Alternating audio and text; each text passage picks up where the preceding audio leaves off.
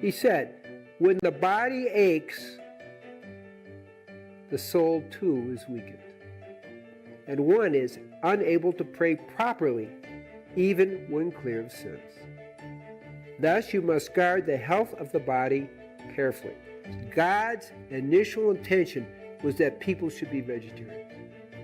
So, make it no mistake. Please watch on to find out more about the life and teachings of Rabbi Gabriel Cousens, MD, the renowned spiritual and health master.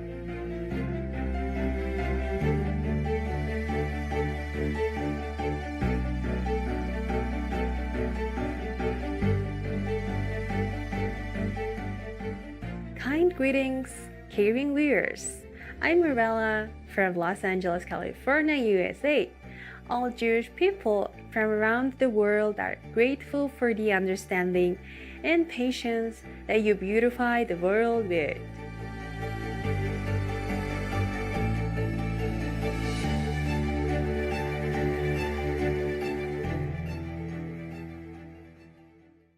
In today's program, we are honored to meet and talk with the Reverend Rabbi Gabriel Cousens, MD, learning more about the connection between spirituality and veganism, between Judaism and the compassionate vegan diet.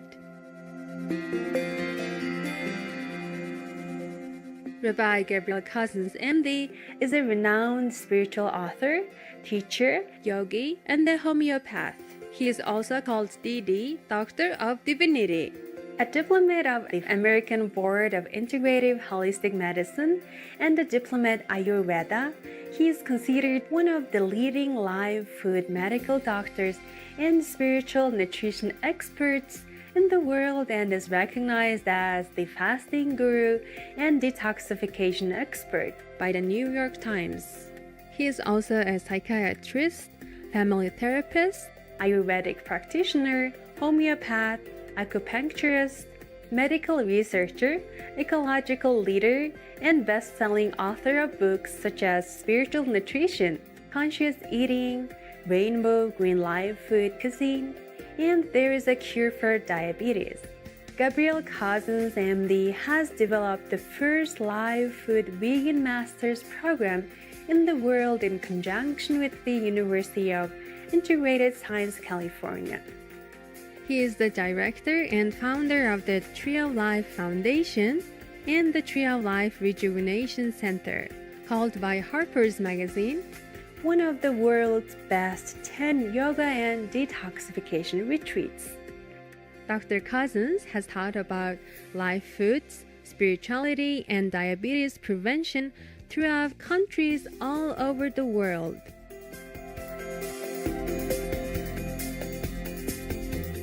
He is also an ordained rabbi. As a spiritual seeker, Dr. Cousens believes that our primordial reason to be here in this world is to find God.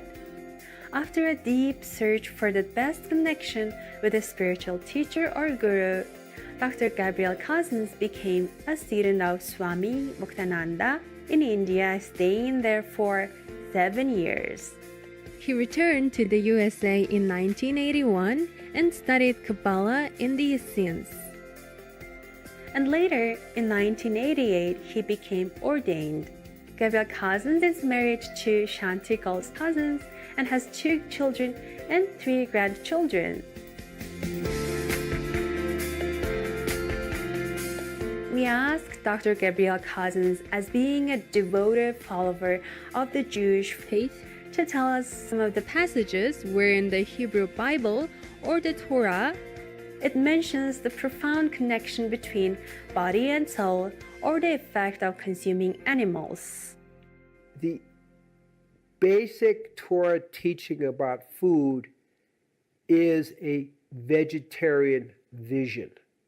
It's a core to the whole essence of Torah. Initial statement, it's so interesting. So it says, Genesis 1:28, it says, be fruitful and multiply. Now, how are you supposed to do that? Genesis 1:29 says, this is your diet. This is how you can be fruitful and multiply. And it's the herbs and grasses of the field and the fruit of the seed-bearing tree shall be your food. It's very simple. So the original diet was a live food, plant-based, or vegan diet. So it's core understanding. And as I explained before, I think it's important to repeat, this is a primal spiritual directive. It's the first really spiritual message in current history that explains how to eat to support your spiritual life. So that's how we get started. Now, it's so much part of the Torah teachings. So the kind of the essence of the Torah teachings in diet is about vegetarian. There's no question, there's no doubt.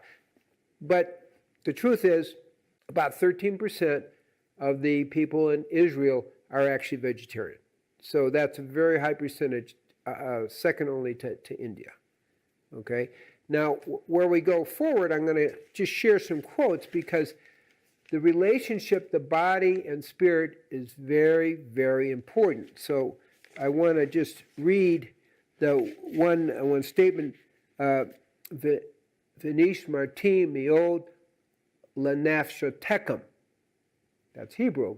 What it means is, and it's a prime Torah teaching, okay, is you should take care of your body and your spirit.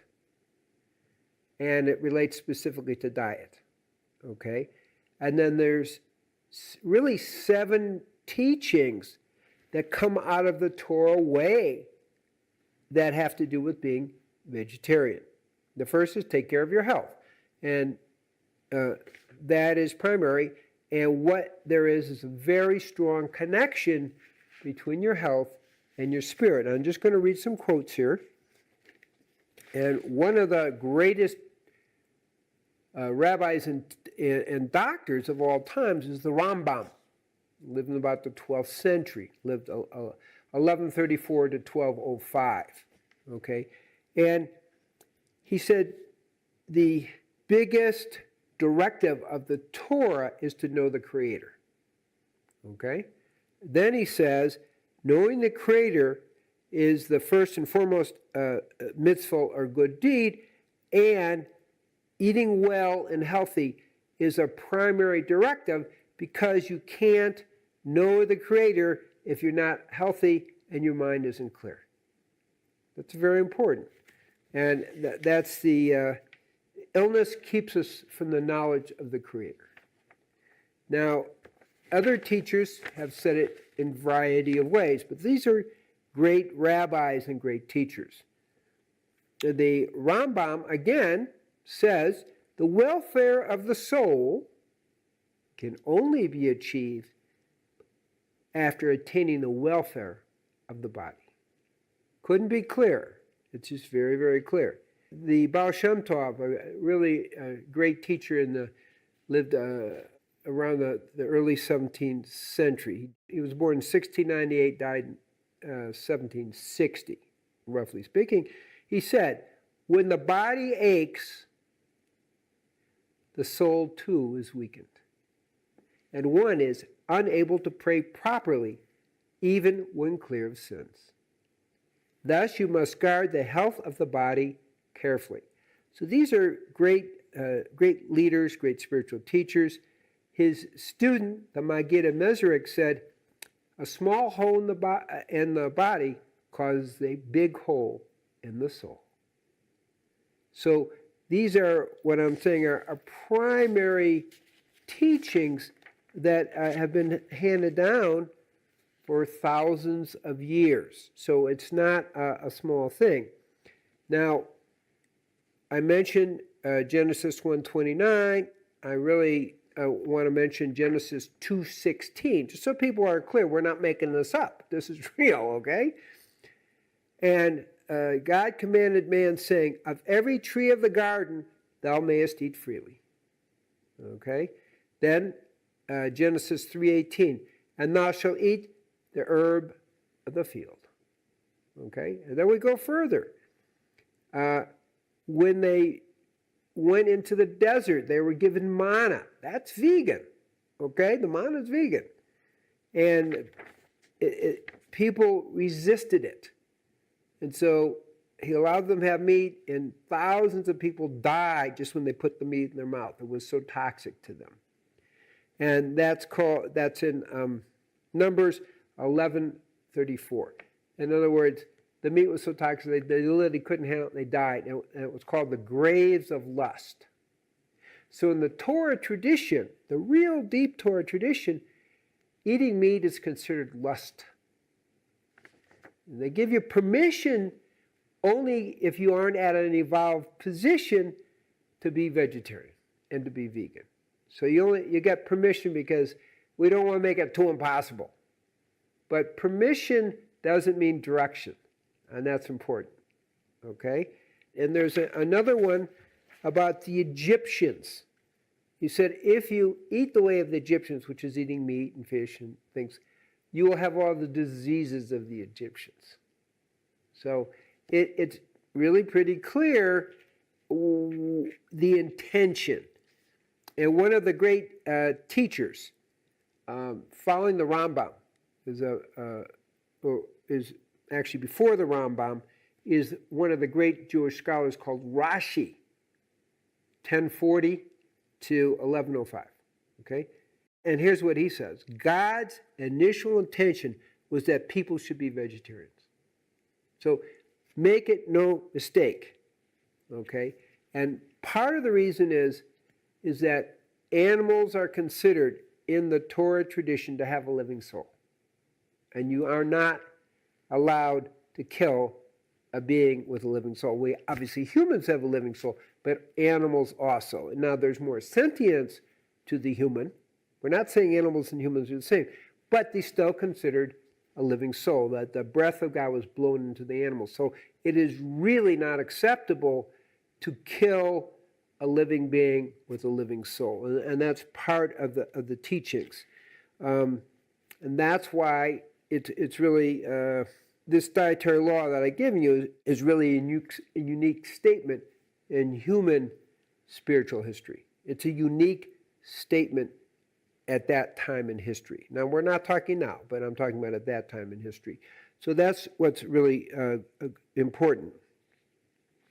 So those are the key kind of teachings of why the Torah completely supports it. The actual first chief rabbi of Israel was also vegetarian. These are not accidents.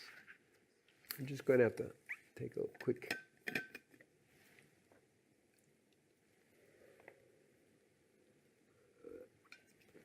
In our tradition, before you drink or eat, you say a prayer, and actually afterwards too. So I was just doing a little prayer with that.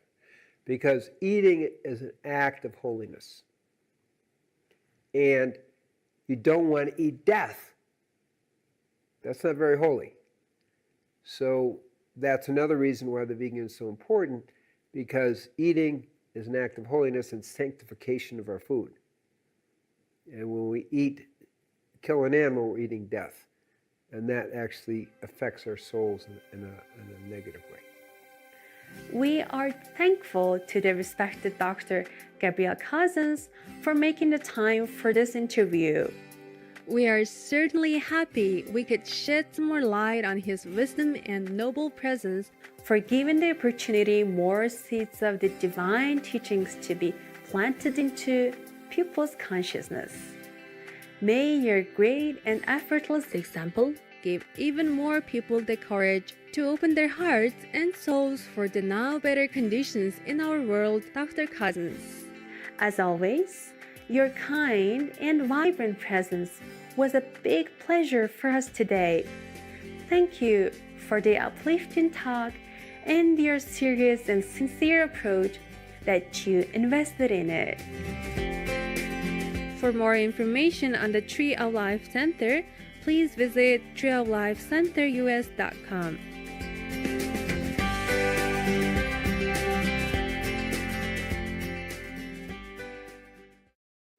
Courageous viewers, it was an honor for us to have your company on today's episode entitled The Spiritual Path of Dr. Gabriel Cousens, From Early Life Inspirations to A Living Example, Part 2 of 2, on Words of Wisdom.